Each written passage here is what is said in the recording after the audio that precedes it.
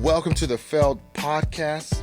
In this podcast, we dive into the world of failure, exploring the stories and experiences of people who have failed and found success in unexpected ways.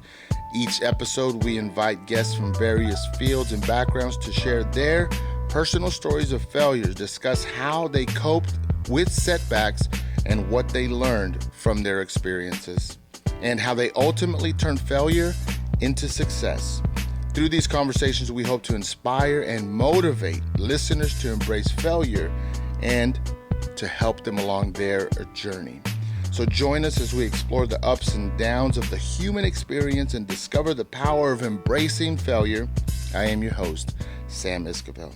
And now we want to welcome Roane to the studio. How you doing, my man? Welcome. I'm doing great. Thanks for having me. It's a pleasure. Thank you for coming on. We've been talking on Instagram. We've been on the DM, and finally the time has come. You accepted the invitation. So Yes. I met you through one of the artists that you're working with, J-Boy.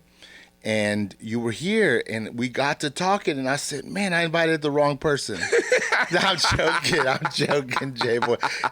He got a lot of love. He through all the pods in Fort Worth, and his record's doing well. I saw him a few weeks ago, and so nothing but love. I just thought that was, God, shout out J-Boy. No, I love him. That's my brother. And so you were here. We got to talk, and I realized like there's more to this guy.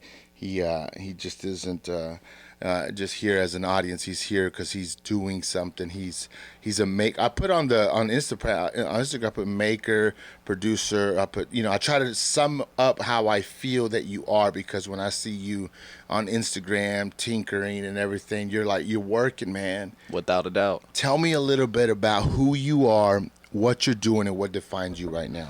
So, my name is Roane. I'm currently best described, I call myself the Fort Worth Swiss Army knife, because basically if you need anything regarding music, I can figure it out, or if I don't know how to do it, I know somebody who has. I'm kind of 1 degree of separation away, whether you need visual art, anything audio related, anything performance booking related, anything like that, usually the guy to go to. I do music production, I do engineering, DJing. I have 4 artists I'm currently managing. I'm partnered up with Trend Music. We have a hip hop and R&B division now, so I have 4 artists I'm working with there. And then outside of that, just, off one-shots and different clients that I have off of that. Dude, I don't even know how you found time to come today. That sounds like, okay, out of all of those, let's just say there was a top 2 that you say, like, I'm a Swiss Army knife, but these are the 2, gears that I'm going to pull out more often. These are the 2 talents that I really develop more than the other. What would they be? Maybe top 2 or 3? I spend the most amount of time on engineering, just because most people need engineering more than anything like that. I always tell people my best quality is vocal production. Got it. And so I'm very good at a lot of things. I'm not the best at a lot of things, but I'm very good at a lot of things. And then vocal production, I pride myself on being like the best. And what vocal production is basically having an artist in the studio and they're recording and being able to cultivate a great take out of that artist. And so if someone comes in a little bit uncomfortable, a little bit shy and reserved, then I'm the person who kind of pulls that energy out of them and make sure that they're projecting properly and be able to articulate the way that they need to for the track. What's one thing that a new person, obviously, that's been, kind of just rapping or singing in front of their friends, and they're like, dude, you're so good, but they develop all of these bad habits because they've never been with an engineer or recording, right? Like to master something. What are some of the things, the bad habits that people bring in when you're first developing them, that you've learned that you have to tweak out of them? Far and away the biggest habit is coming in with a preconceived notion of what the track should sound like. Oh, man. I read Rick Rubin's book, and the big thing that he does that I try and implement is the music is living, breathing. It has a soul. It has energy. Yeah. And the goal of me as a producer, as an engineer, is to take that track where that track wants to go. You're not in control of where that music wants to go. Dude. And so if you try and force it down this, like I'm going to come in and try and make a Lil Baby type song. Yeah. And you come in and you're like, I'm going to 100% do this. You're not Lil Baby. It's not going to come out good. So the way you add your And you own... won't let them do that either, because No. you're trying to find their voice. Right, because I've had people record and go on other features and be like, I'm like, no, you're trying to match what this other feature is doing. Like, That's you can only be you. You can be 100% of who you are. That's hard to nobody's going to be better than you at you. But if you try and be these other people, you're going to come up short because you're not them. And so that's far and away the biggest thing that they do. Okay, I'm gonna go ahead and kind of feed me a little piece of pie right here and ask you a question that benefits me.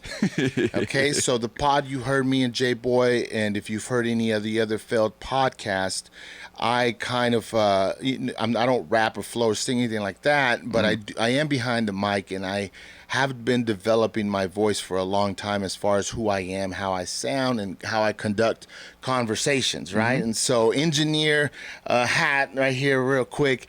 From what you've heard on the failed podcast, what would you or could you advise me or give me a tip so that I can continue to grow or just continue to build my confidence as I guess a moderator, an interviewer?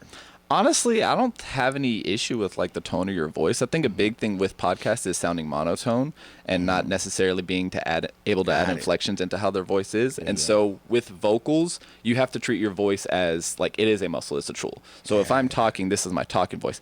But if I want to rap, I'm coming out here. And so you change the energy and your vocal because your voice is a tone. You're going to try and match what you're doing. And the big thing with podcasts is if you're going to be talking for an extended period of time, you want to add inflections to make yourself sound more interesting. And you do a good job of that. Thank you, man. Well, you keep tuning in, listen to yours, and if you got a critique, you send it to me. Either way, I'm trying to be the best, man. You know what I mean? Like I'm trying to get it where, hey, that's Sam's voice. Like they don't need to know who I am, but they say that's the guy from the Failed Podcast. You know what I mean? So I'm hoping up to now that I've accomplished that.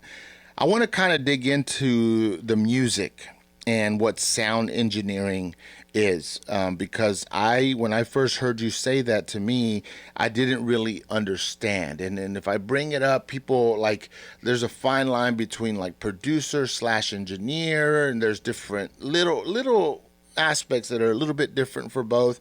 So there's a few things that I looked up, and I want to just get your take on it because I feel not only that you use these things in all of your skills, but I want to see how they apply to life. Okay, so follow me on this one. Your technical experience. Okay, most engineers possess a high level of technical experience and knowledge in audio recording, mixing, and mastering. They understand the intricacies of sound equipment, recording software, and various audio processing techniques.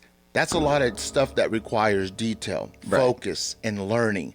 Tell me how that speaks to who you are. So I've always been a pursuer of knowledge, first and foremost, with anything. I just love obtaining information. It's gotten me in trouble more often than not, truthfully. But how you do that? Don't ask. Yeah, it's a combination of that. It's like trying to pursue, like, same thing like with religion, like you're trying to pursue knowledge and like we're humans. We're not supposed to go past a certain threshold, and I try and like push that boundaries, and then God likes to humble me off of that. Sometimes people don't like questions. Right. And so with that being my nature, it comes pretty naturally for me to just kind of research everything. I don't listen to a lot of music. People find that very surprising because I'm involved in the music industry all the time. But I equate it to like, if you work at a restaurant, are you going to that restaurant on your days off? Boom. Because I had that mind frame. Right. And thank you for giving me that example. I will take it from you and use it because I listen to a lot of podcasts, but they're like for a reason. I'm not listening to them to learn how to interview. I'm past that because I don't want to lose my voice having to copy someone else who's like number one. Like it will influence me. When I was younger, maybe I did that, but now I don't listen to podcasts to do that because sometimes you can't turn it off. You're like, you take something and then you're like, what am I doing? So yeah, thank you for saying that. Right. And so you lose a lot of that originality that you get from it because you start bleeding influences over. So I try not to do that, but I'm also like, I'll watch every YouTube video about how people do things with like regards to mixing. So I'll steal tricks from absolutely everything. I always tell people like, nothing I do mixing is original. Nothing. What I can say is that I take influences from absolutely everybody. So I know nobody does what I do because it is 5% of this dude, 3% of this dude, 15% of this dude, 20% of this dude. And so that's kind of, I like it. I've gotten all these influences, and that's kind of how I've created the style that I have today. Logic, I don't know if you're a fan. People are so weird on Logic right now because of like his personal and family upbringing. but the artist Logic, I'm just putting that disclaimer out there so people know that I'm up with pop culture. So Logic is dropping these videos where he's making and mixing a song on the spot. He's making the beats. Have you seen them? Mm-hmm. What do you think of that? Like, can you see, is that kind of what you're doing? He's exploring, he's talking to the camera, but you can tell he's talking to himself. Yeah. He's playing, there's going back and forth. What's the struggle to get from like start to getting it going? Not even completing it, but that, to me, that's like, just to get there is so hard. So in this day and age, I feel like there's different types of music being created. So what Logic is doing is what I call content creation music. And that is effectively, you're making music for the purpose of having content to post and having people engage and see the process. A typical album session it's either you're doing it a lot beforehand, or you're coming in the studio and you're making all the magic happen all at once. But a lot of those processes are intimate recording things. So a lot of like big time artists will only record like with their engineer and that's it. Right. Like Eminem was a big proponent of nobody's going to see me record except for like Dre. Like he doesn't record like in big massive rooms. Kendrick Lamar's the exact same way. I listened to Mixed by Ali. He's a dude. He runs engineers. It's a audio engineering program. And he mixed Kendrick Lamar's Good Kid, Mad City and To Pimp a Butterfly and did all that stuff. And he's told me like, Kendrick will like not allow anybody in his recording session. And so the content creation stuff, if you want to be an artist, if you want to have a big platform, you have to involve listeners into your process, and that's what Logic's doing, is involving all of the listeners and all of his fans. Research in a way. He's letting them into the process because people want to know the behind the scenes stuff. Like, they hear the finished record and it's cool, but they want to be involved in the behind the scenes stuff. That's how you get fans. That's how you get them interested in your story, and you start building up your narrative off of that. Yeah, I'm so used to seeing the studios full of people. It's like a party. I'm like, so when you speak to dinner solo, I understand that more. But man, they're always packed in their party. I'm like, how are you focused? But they need that energy. I understand. I feel like I would be more of a solo, just me and whoever's controlling the controls.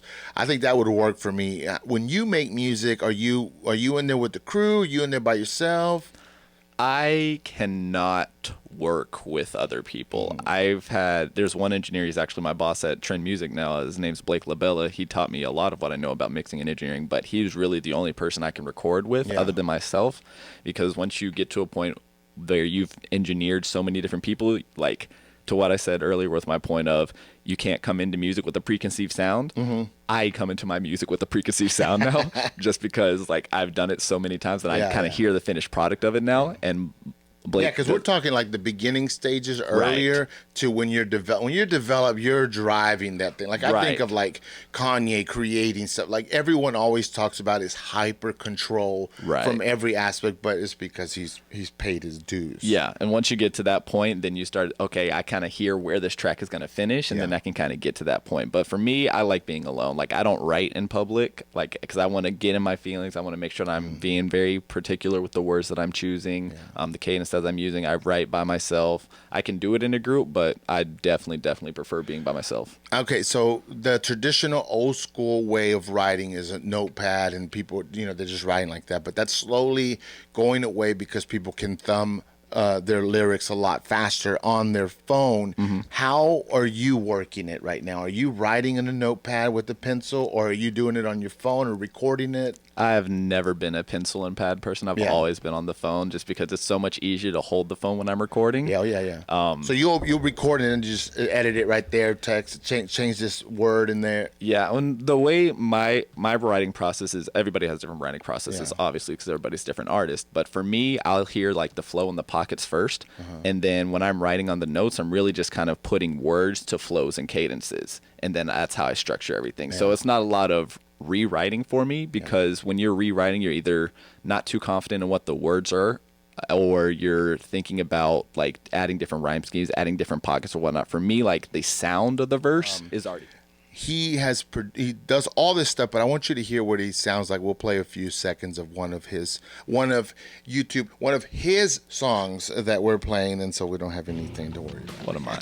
Is your voice? Tell me when it's you on this one. Okay. I want you to do the pod in that voice, bro. I'm okay. How you doing? Just tell me you'll stay.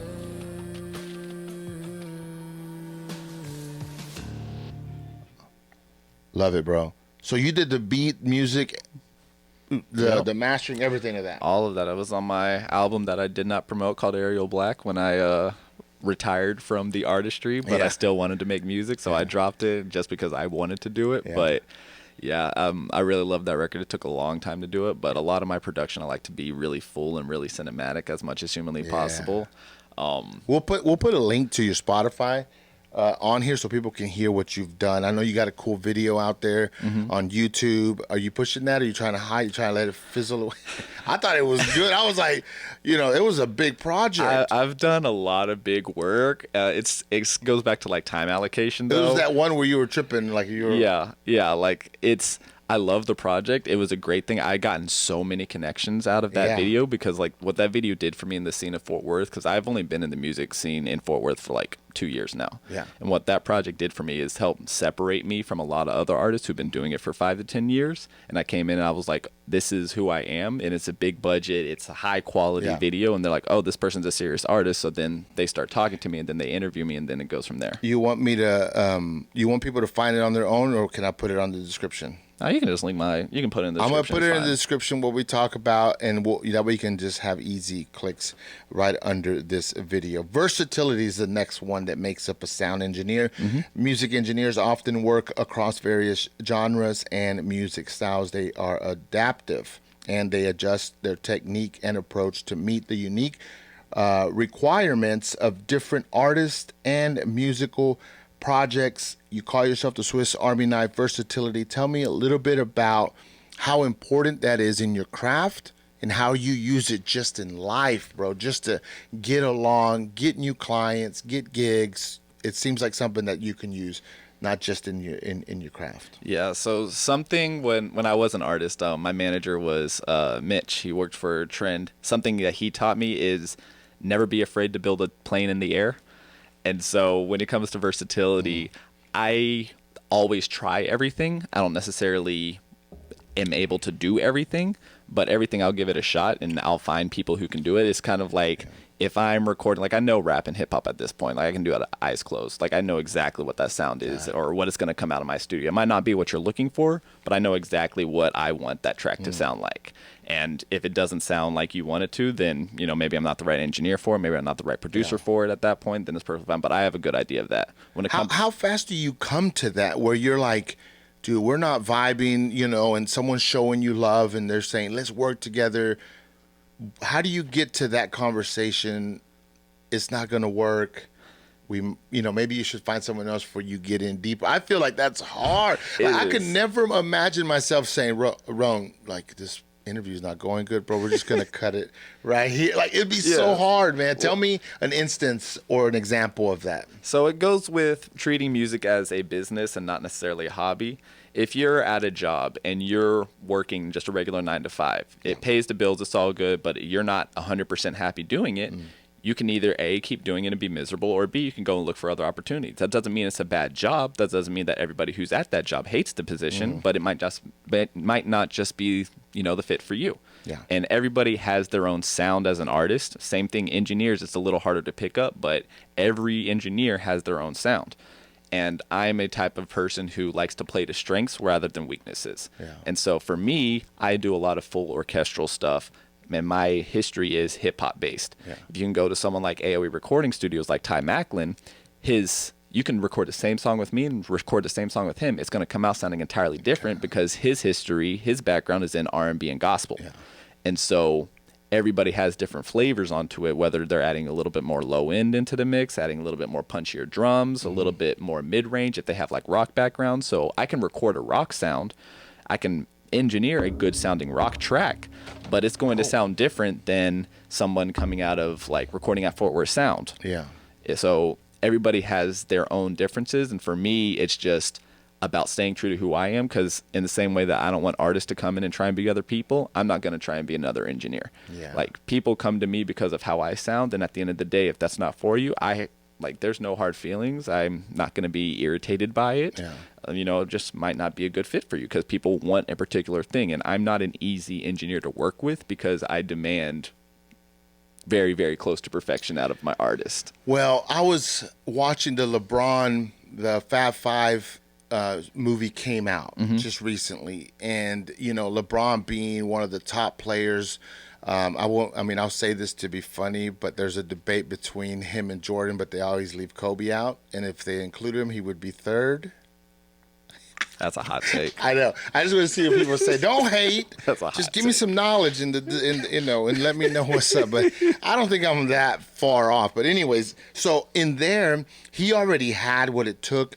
But he always says it took coaches to help me, to develop me, to make me who I am. And even though you have this strong sense of who you are and your style, who are some people who have poured into you to get you here? Because at some point you had to be more open for intake, and when did that happen? Who maybe someone who taught you, that coached you in the beginning, and said, "Roane, calm and down, bro. Like, do this, you know what I'm saying?" So the foundational piece, he's actually my music lawyer now, oddly enough. Yeah. His name is Hyde. He lives in Nebraska.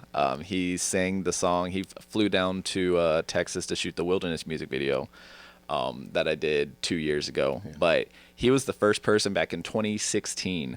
I sent him some tracks, and he was like, "You have a lot of potential, but honestly, your mixes just don't sound good. And you just don't really know what you're doing. I can tell you're using a lot of presets, and you just don't really have a lot of knowledge." And so I went through, and I was like, "This guy don't know what he's talking about." And then I went and listened to his music, and I was like, "Oh, he knows what he's talking about." And so he took me that first step. And then the next step was in 2021 when I met Blake. And he was doing my music, and I recorded with him, and it was an experience like I never had before. And so what I was like, okay, I need to figure out what type of sauce this guy is generating, because I can't be codependent as a musician. If I'm trying to be an artist, I need to make sure that I'm able to go into any studio, any engineer, wherever, and generate the same result. And so I sat down with him and literally watched him mix my records every single time. I asked him a massive amount of questions. He was very helpful in teaching me everything, and then I built a career out of that, just having those two massive influences. Obviously, I'll pick up stuff from like YouTube University and all that type of stuff, but those two people, definitely I owe a massive amount to giving me those foundational stones. So, I'm going to put you on the spot. I don't do this to take advantage. When we turn off the recording, you're going to be like, "It was just for the air, Sam." But, but I was going to ask you, okay, we can work on it, set it up. My intro, I read it, okay, live, and I have it typed out.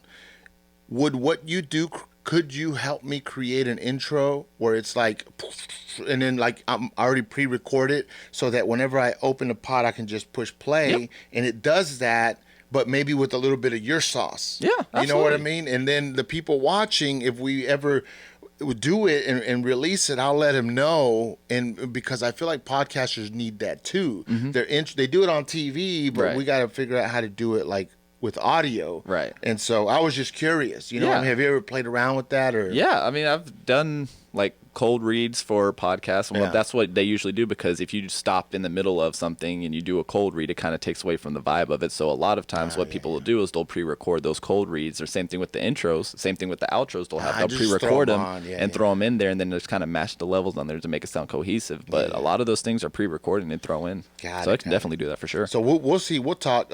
Here we go. The last one: attention to detail. Obviously, man, like in everything that you've talked about now, detail has been intertwined. So music engineers have a keen ear and pay meticulous attention to detail. They can discern noises and sounds and waves and all this stuff that takes a lot of time to learn. Tell me how that helps you, right? Paying attention to detail, and how that hurts you. Like, can you turn it off and on? So the biggest way it helps me is obviously the obvious reason, which is I can make fantastic music. Being able to hear, at 450 hertz, this needs to go down by another 3 dBs. Or, hey, on these monitors, it sounds good, but if I play it on an iPhone, it's not going to sound as good. So finding a nice equilibrium for that to match well. The negative effects is no, I cannot turn it off. And so for those reasons, I don't listen to a lot of music. Yeah. Similarly, I don't want the stuff to bleed through, but in a sense, like it's just work listening to music, because I can't listen to a song and just like sit down and vibe. It is, oh, I like what they did with that mix there. I wonder what plugin they used for that. That was a nice saturation effect on that delay. That was really cool. Like, dude, we're just trying to jam out, bro. We're just trying Yeah. to barbecue. Like, it don't matter. Yeah, and so I don't have like that vibe mode Yeah. when it comes to music, and so it hurts me. Like if I'm going out and people are like, "Hey, let's turn up, let's party," like music doesn't. It's bad to say, but the cost of what I have done, and like for where I am right now with the choice that I've made to have a music career, is like I don't really like have like that soulful pull from regular music. Yeah. Like it just doesn't move me in that way that it moves everybody else. And Okay, so it's so- more analytical at this point. So let me ask you this. I don't know what time period this would fall under, but as you get into more contemporary music, there's more technology, more engineering, more equipment, you name it, just because of computers alone, okay? But if you go back in time, it was a lot simpler. You know what I mean? It was compressors. It was all manual and stuff. How do you respect the old? Is it easier for you to listen to old music because there isn't so much jazz behind the scenes per se, right? As opposed to now where, dude, it's just layer upon layer upon layer of stuff, which is just experience and technology. Which one drives you? Like, which one can you get to a place of listening and enjoying quicker? So hot take here, old music has not aged well. Okay. So me as an engineer, like Thriller, excellent album for its time. Fantastic album for its time. Keyword for its time. For its time. You listen to Bruno Mars' album, Ah, yes. it is night and day. Like if you put Yeah. those two side by side and you're like, one of these is like arguably the greatest album of all time and another one is like an album we barely talk about Yeah. anymore, no one would believe you. That's a big statement because a lot of people will say, man, that was such a great album, but they're not looking at the technical aspect No, of it. and it's the nostalgia that drives it. It's, Yeah. man, I've heard this song. I know, like, I remember the mindset I was when I first heard this Yeah. song. And so modern music for sure is way better just because the technology and advances. I think the biggest issue with the music scene today is the fact that it is a quantity game more so than everything. So everything is just massively oversaturated at this point. And How does paying attention to detail, and it's not even for you, and correct me if I'm wrong, it's not even just a thing, it's who you are. Detail is what defines you. How do you turn it off? How do you turn it off? When does it help you? When does it not? I'm still struggling to find that balance, truthfully. I like to overextend myself because, again, like I am a bit of a control freak. It comes with the nature. Dr. Dre is the same way. P. Diddy is the same way. Like those executive producers, you end up wanting to have your hands on it because like you want the track to get to where your vision is. And once you have a level of credibility, people don't really defy you at that point. And so you can just kind of move on. And you don't really get a whole lot of pushback because people trust that, oh, this person's vision is the right vision. So I'm just going to go with that. I'm still learning how to like switch it off. If you go into my apartment right now, you would not think that I'm a person with attention to detail because it is an absolute wreck. Same thing if you go in my car, it is an absolute wreck. So like, But I know as an art, like I consider myself an artist and / creative. I understand that part of it. Like Yeah. when you look at like Picasso, you look at Einstein, there was those things where that is controlled, even though it isn't controlled. Like if you look at a creative's desk, it's a mess, but they'll say, don't touch it. Right. Right. Because as soon as you touch it, it's like it throws something off. it's organized chaos. If you don't clean your car and someone else does, it's gonna mess with you. And 100%. and it's hard to explain, but the creative mind has to deal with that. It's like messes, chaos, but it also leads to creativity. Yes. So on and off so it kind of it messes with you with your car, where you live. What are some of the benefits? Where do you see it really pay off? Is it technical or is it with an artist? The biggest part is with work ethic, people always say that they're working hard, right?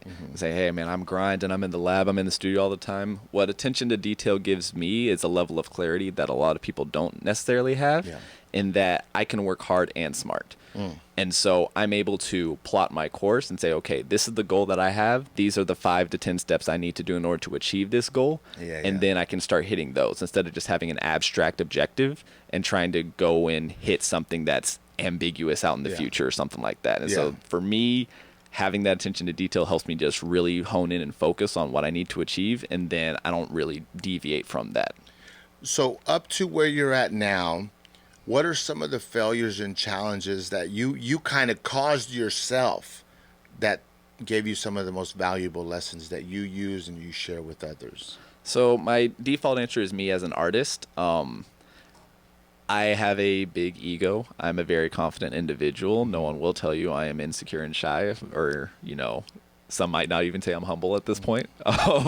But for me as an artist, I mean, I was trying to be a professional rapper. It is what it is, man. Yeah, it is what it is. Like, if you're that's trying hard to to say, dude. I'll let you finish, but go ahead. Yeah, but like if you're trying to be a professional rapper, like trying to make a living wage off of rap, and being a rapper, you have to have a massive ego on that. Like, it's just, you have to. And so that's where I was. And the hardest, most difficult thing I've had to do in the music industry far and away is stepping down and being like, I'm just not good enough to make this work.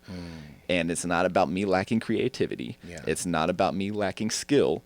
It is just strictly like there's stuff an artist hears that I just can't get to. So J-Boy, perfect example. J-Boy was on this podcast. He has a level of artistry that I just can't touch because he feels music. He feels where right now it's it's really close to so heart. he can speak to people's souls, and that's what they want off of their music. I can be technically sound, like I can give what it's called like recipe music. Like, it's like, here's a structure, boom, I followed everything to the T. It's like, but where's the soul? Like, where did you put your foot in the track? And I was like, no, I can't do that because I don't hear that. Same thing with Ernie, another artist I work with. He hears hooks and choruses, like catchy hooks, like the things that people resonate with. I've never had that like innate ability. And so I got to a point in my music career where I kind of tapped out and capped at my potential. And I sat there and I was like, okay, there's 2 options. Either one, I can invest all of my time into this, my own personal artistry, neglect any other engineering, neglect any other production, and just focus 100% on me and get these, the result that I need to get. Or number 2, I can step away and try and play Scottie Pippen or Phil Jackson for someone else who I feel like has the potential to get there, because I never had a me, because the people that I tied myself with had other things going on. So I never had a person I could go into and just be like, yo, I'm going to pull up. Let's just do a 10-hour session. Let's just crank it through like consistently. I never had that person. And a lot of artists need that person to help drive them to where they need to go, because they don't necessarily have the technical knowledge. And so I took the step back and was kind of forced to take a step back, because I was like, I need to make some money off of this in order to like create a living wage. And so I took a step back from my own artistry and then became that person. But that was definitely the most humbling experience I had, for sure. Ego is such a big word. When people hear it, they I don't know why, but it leads to a negative thought of someone. Right. Like that dude has an ego, and it's hardly ever a compliment. Okay. Right. But I want to put this out there and tell me what your thoughts are. In this day and age, when the social media, the comments section, it has a huge ego. Okay, and the ego is to tear you down. Like, that's what it does best. That's what social media does best. Right. If you start reading, there's just so many haters out there, and so I think that a personal ego that's healthy is necessary now more than ever.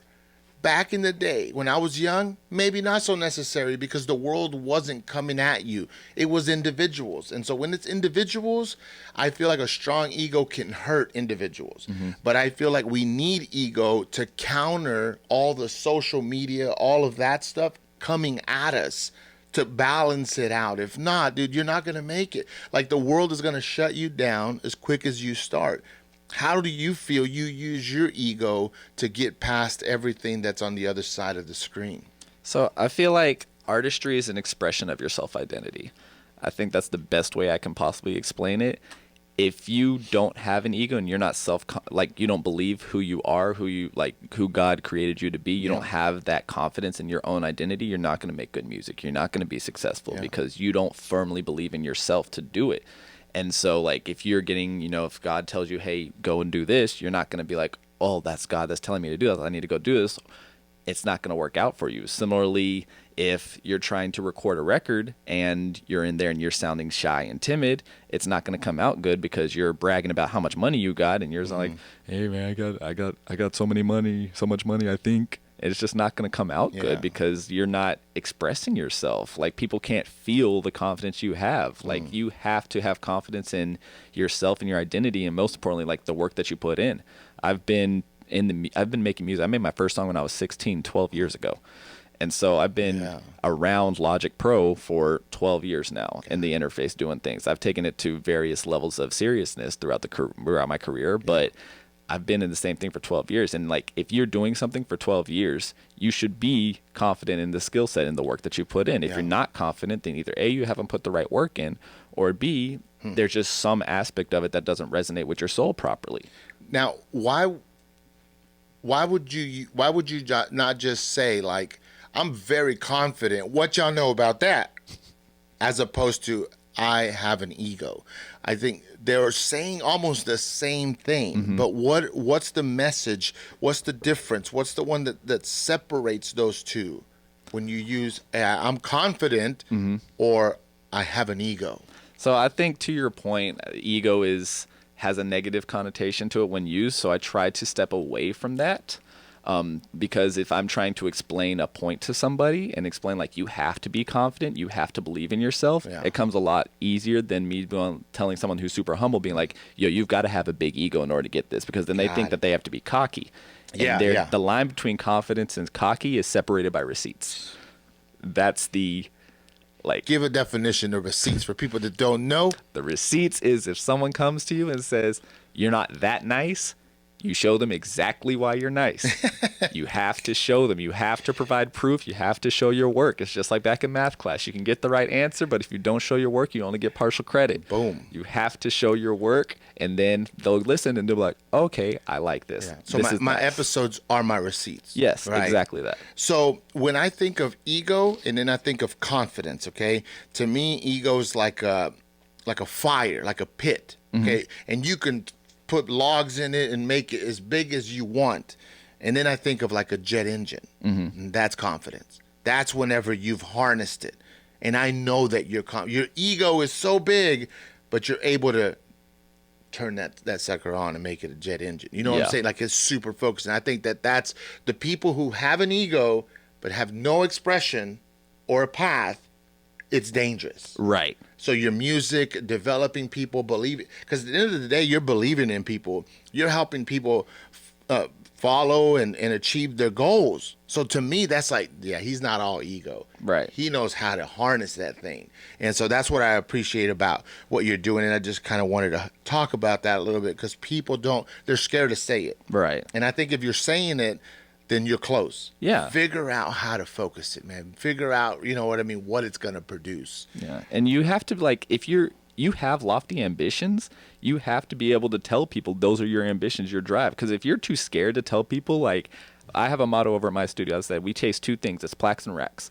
Like money and plaques. That's what we're looking for out of this music career. Yeah. And I was like, I've been managing all the people I have because I firmly believe that they can give me a Grammy within the 3 to 5 years. And I tell them all that. I said, that is the pressure you're looking for. If those are the heights that you're reaching, you have to be comfortable talking to people because if you're scared to tell your parents, hey, I believe I can win a Grammy in 3 years, how on earth are you actually going to be able to sell to an A&R person? If you're scared to tell your friends, your family, and an A&R exec from Universal Records comes to you and is like, all right, show me what you got. It's like, well, I think I can possibly be decent in 2 years. Like they're not gonna give you the time of day. When you get a Grammy, I'll try to reach you, man. I'm gonna try to reach you, and you come back on. I'll do my Fort Worth tour for the one time, do my victory lap, come back home. Make it real quick. I'm gonna stop by Fort Worth real quick. Yeah, I'll slide through, say hi to the homies. So tell me this: can you share a story of how your passion for music developed? Were there specific moments or experiences that sparked your interest and led you to pursue it up to now? That's actually a very good question. So my first song ever was it was on GarageBand on That the you iPad. made. The first song that I made ever at 16. It was a Skyrim rap. I've always liked music. I hesitant to say love music and like super passionate about it because of what I mentioned before, and it's like I'm a little detached at this point on the feeling side of music, but I've always enjoyed like being around music. I got involved in the music industry for the business side and the competitive nature. Like those are the two things that drive me in it. Everything else is just kind of a vessel in order to be in here. Like I love the fact that it's cutthroat. I love the fact that there's so many slime balls out there. Like I feed off of competition. I feed off of it. Okay. I like that. Let me stop there and just two things. I'm going to bring it up, but I don't want to spend a lot of time on it because it just is what it is. Okay? Right. AI. To me, it's people are showing records. They're saying, look at Drake singing this. Look at Michael Jackson doing that. This beat, that beat. What is, if you know, whether it's fear, concern, you define it however you want. How do you look at AI from where you sit, behind doing the work? I think it's best used as a tool to boost your quantity, and it's a nice little content creation thing. Like it'll go viral, you'll get people to tune in. It's great for content. At the end of the day though, AI can only, like by definition, it's only able to grab stuff that's already been created. Yeah. So I think personally it pushes me to be more innovative. It's like me versus the machine type thing, you know, because I can be like, okay, I'm going to make something that AI can't duplicate because there hasn't been something on this scale that's been made like this that it can kind of pull references from. So if you're making unique sounds and you're making unique music, AI is not going to be able to compete with you because at the end of the day, you're making something that is new and innovative. And AI can't do that because it's just pulling all this stuff from past information. And that's our take on AI. Okay, let's move on. Yes. And so, okay, now in the music industry, people make music, they sample music. I didn't realize how much power a sample had for like generating money, right? So if there's a song and you look at that song like, 0 to 100%, if there's a sample in there that's 5%, that artist can tell you, like, dude, you can't use it. Yep. Or I want all the revenue. Where and who is handling this money or this transact? Like, I'm like, okay, cool. Like, the reason I ask is there's artists who paint that can't implement that same thing. Right. And it's just like, they tried it with NFTs for art. It was a joke. It's not working. But they were trying to do the same thing that music does, and it seems like music has figured it out. And so, do you like that aspect of it? Is it hindering music? Should we just focus on creating completely original music, or continue to sample and run the risk that you're not gonna make nothing on it? I mean, I'm not ever going to tell somebody how to create and how to like manifest their artistry. Yeah. At the end of the day, I'm never going to be someone who samples because finding a sample that really hits the nostalgia, which is the fundamental purpose why you use a sample. Yeah, because if you get a sample and you like it, couldn't you just almost make it just a slight difference so that the algorithm doesn't say, oh, that belongs to whatever, an old artist, and then it's yours. Like, it doesn't seem... Now I'm talking. I don't know, but it doesn't seem hard to me to do that if you're that close to it. Yeah. So like, if I were to go through and be like Billie Jean, if I wanted to sample Billie Jean, it's because I was moved by Billie Jean, and so you can take that sample and you can chop it up and mix it and do something unique that's not going to trigger copyright. But your purpose, your initial goal of the track was to make something influenced by Billie Jean, and if you start chopping it and messing with it, then you're losing that impact. And so I feel like sampling most of the time is used to like help people hit that nostalgia that was made in the past. And so me personally, I don't use it because it's super, super, super expensive to get samples that really hit massive audience nostalgias. But you can be influenced by stuff. And at the end of the day, like, music is your vessel to create. So whatever you want to do is whatever you want to do. I'm not going to judge anybody for it. I just don't do it because I don't like splitting my publishing. I don't like splitting my masters. I don't like splitting my revenue with people. I like all that stuff coming to me. Yeah, I was like, why would you do that? You're so close. Just make your own. But it just sometimes whenever an artist stops it or says, no, you can't use it, or I'm taking 100%, I'm like, man, like it's creative stuff. Like at some point you created something. No, they didn't catch you, but I'm sure you got something from someone. You know what I Right. mean? But anyways, that's just a rant. You know, I'm just. I heard a few, like P Diddy had something that popped up, and he used a sample, and then some other artists I listened to, they've said that they did the music, then asked for permission. They didn't get it, or it came at a very high price. Right. And I don't know. I just feel like just make it all original. If you got a good sound engineer, just engineer it, right? What is something unexpected or surprising that you have recently learned, and how has it influenced your perspective or your thinking? That's a very Personal or business, doesn't matter. That's a very good question. Something I've actually recently come to grips with is I cannot control the achieved potential of what other people are. And so what I mean by that is there's a lot of talented artists in Fort Worth. There's a lot of talented artists in Dallas, a lot of talented artists I've worked with. What used to really drive me crazy is how little they would release music, how little they would create, the lack of perceived work ethic that I would have for them. And I was like, you could be so much more than you currently are. But at the end of the day, they are who they want to be. And whether that's they want to be more and they just can, that's their own trials and tribulations they've got to deal with in their own life. It's not my place for me to tell them how their life needs to go. Yeah. And so that's something I had to really, really take a step back and be like, okay, what does this person really want to achieve? What is this person actively doing? And I need to come to grips with that, because I was like, yo, you could I can record with you right now and you would be so dope. Like we could make hits right now, but they're just not as serious as I am about it. So some people haven't made the switch into like, hey, I can see this as a music business versus, oh, I just like making music. Because it's two entirely different mindsets. Like in music business, you got to punch in. It's 9 to 5. You got to come in, do your work, put on your mask, and do your work and leave. You got to do it consistently. And so I cannot be the person who dictates that for other people. And so that's something that I really had to come to grips with recently. Got it. What advice would you give someone who's just starting out? They want to come in, they're highly influenced by music, and they just want them in their head. They're going to be the next Drake, but they're far from it. How or what advice would you give them before, or as they like, oh, I got to start producing, and I got to find an engineer. Am I even good enough? What would you tell them? Document everything and study everything. Don't limit yourself to rapping on Drake type beats. Do weird stuff, because the initial thing you need to do, the most important thing you need to do, is figure out what your voice is. Find out what your natural delivery voice is. When I grew up, when I was learning how to rap, I rapped on soundtracks. I rapped on classical music, like all sorts of weird influences, just learning how to find different flows and pockets and everything. Like if you rap on just regular rap beats all the time, you're going to sound incredibly generic. You're not going to be able to figure out what your voice is going to be like once you become actually good. So for me, as a communicator, I call myself a creative communicator.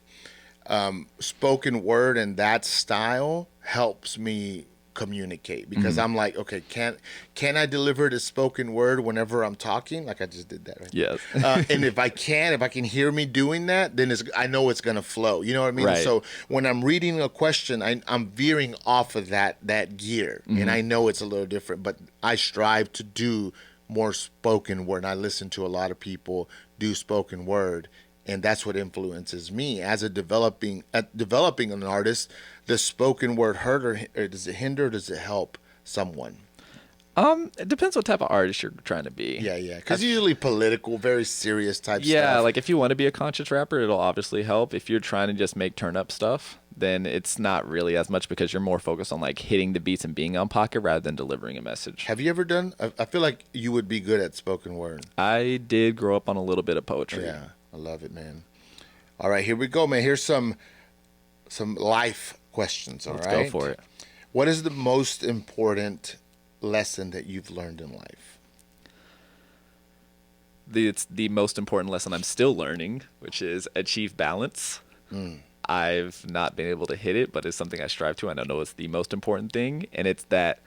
What's on each side of the pendulum? So music on one side and then me on the other side. I have a 5-year-old son. He's going to be 6 in September.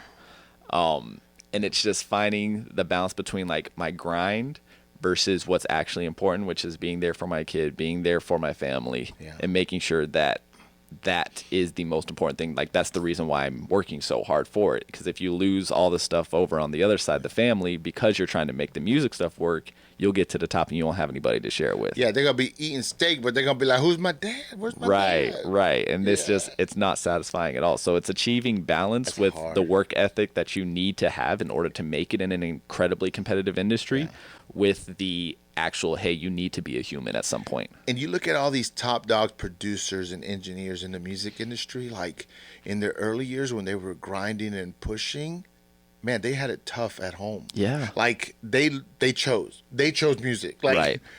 And then you look at them now and you're like, dude, you're so amazing. But you know, they sacrificed. Yeah. It is hard, man. So, I hope you find that balance, man. It's so important. What do you think is the key to happiness? Key to happiness, I think really just understanding yourself more than anything, like self-identity, really learning about yourself, learning who you are, learning how your brain processes everything, and really figuring out who you are as an individual. Because I think at the end of the day, if you know who you are, then whatever you do, you'll be happy in it because you're making decisions off of the decisions that you want to make rather than being peer pressured by others. What inspires you to create?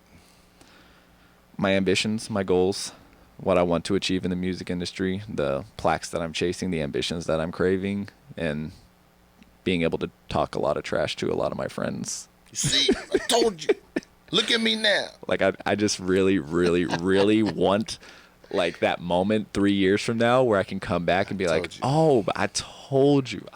I am chasing that one moment, that one I told you so. It's incredibly childish. If you're watching this, don't let this stir up any kind of hate. Dude, put this on. Achieve goals that will make you feel the same. I feel like people are going to be like, that dude, no, you too, man. Aim high. That's what it is. Like, don't be afraid to aim high. I had a meeting with a dude that I was going to manage. It didn't end up working out, but I asked him, I was like, what are your plans? Like, I think I can be the biggest artist out of Fort Worth. And I was like, bet. Make some history, man. Yeah. We ain't always got to read it in some book. Be the book. That's what I'm saying. What do you enjoy doing in your free time? I watch a lot of anime, video games, really, really, really mindless stuff. Yeah. So I can just switch my brain off. Oh, yeah. That's really what I do. And then I'll play chess when I want to be mentally stimulated. But a lot of it's mindless activities. I'll throw a podcast off on the side and watch some anime or play some mindless video games. What do you think makes a good friend? Do you consider yourself a good friend? That's a great question, yo. I hit a little deep. Well, I put this on there because it like people are losing that definition again because of social media and stuff. And someone will be like, I got a lot of friends. And then, you turn that off and you realize you have very few friends. Right. And so that's why, to me, that question is important. And so for me, I'll take the cop-out answer and I'll just go straight to the scripture. Proverbs 17:17, a good friend loves at all times. And I think at the end of the day, like, if you just love somebody and be there at any given time, I think that's what makes a good friend. Just love them at all times, regardless of what they're going through. Solid answer. What are you most proud of in your life so far? My son is the easy answer. Just being, like, the moment I first held my son was a life-changing, life-altering moment. I had another friend in New Jersey. He just had a kid, and he's a rapper in the music industry, and we had talked about that experience as well. But he's everything in my world, and, like, that's the reason why I have the timetables I have, because I don't want to be in a situation where he's in middle school and I'm missing his games because I'm trying to grind this music thing. So that's why I'm pushing everything so hard now, because, like, I can't do it. Like, if he's 10, 11, 12, he's doing all this other stuff, I'm not going to be there because I'm going to try and get something to lift off. That's why I'm pushing for everything now. So definitely my son for sure. On the music business side, just being able to carve out a music career, I think on a local scene is incredibly difficult to do. Finding different ways to make money and live off of music, I think is very, very difficult for people to do. Yeah. How can people find you? What's the if someone wants to create, they can reach out to you. Your work, and you're looking for new talent, right? Mm-hmm. How can people reach out to you? That way I can put it in the description below. And then when you finish that, I'll have one more question. Sure. Best way to contact me is Instagram at Roane Music, Roane Music. I always respond to my DMs there, more so than my phone, more so than my email. That is far and away the most reliable way to get in contact with me is just Instagram DM. Sounds good. All right. Give me your final thoughts about failure in life, whether it's your definition, a quote, a book, or something that you've learned. Give me your final thoughts on the word failure. Failures will shape who you are as an individual. Everybody can be happy and incredibly motivated after a couple of wins, but it really tests your character when you are going through failure and blocked door and blocked door and blocked door and really having to force your way through. I think that's what failure means to me it's the old sales tactic of like, you get 90 no's, but you're on your way to your next 10 yeses. Like that whole thing, it's ridiculous, but it is true to an extent. Oh, yeah. And that, like, the more you fail, the more you will end up succeeding. I love it. Cue up a song for me to close this pod, and then I will do that. When I hear it, I'll control the volume over here. So I will do that. So, Roane, my man, I just want to say thank you for coming on the pod. I enjoyed our conversation. I'm going to be keeping an eye on your work and what you're doing. Y'all laughing because I was kind of rapping to his beat right now, y'all, to that intro. No, but I thank you, man, for coming on. Wish you much success. I can't wait for the plaques. And how'd you say it? Plaques and racks. Plaques and racks. I wish all that for you. Keep doing your thing. Keep grinding. Guys, I hope you enjoyed this pod. I hope you learned something. And thank you for tuning into the Failed Podcast. We hope that you enjoy hearing our guest story and how he has overcome challenges to find success in unexpected ways. Remember, failure is not something to be feared, but rather an opportunity for growth and self-discovery. Embrace it, learn from it, and use it as fuel to propel you towards your goals. If you enjoyed this episode, please leave us a rating and a review on your favorite podcast platform. And don't forget to subscribe and so that you never miss an episode. Join us next time for an inspiring story of failure and success on the Failed Podcast. I am your host, and I thank you again. Later, man. I'm gonna let this play out. Y'all just listen. Sunday Funday with the bros. Then we on a boat. Everybody look at me. Someone getting chose. Been on 6, been on 7. Hit up town, hit up Elm, hit up South by. Met with Cuban. Got some juice in the hole we're moving.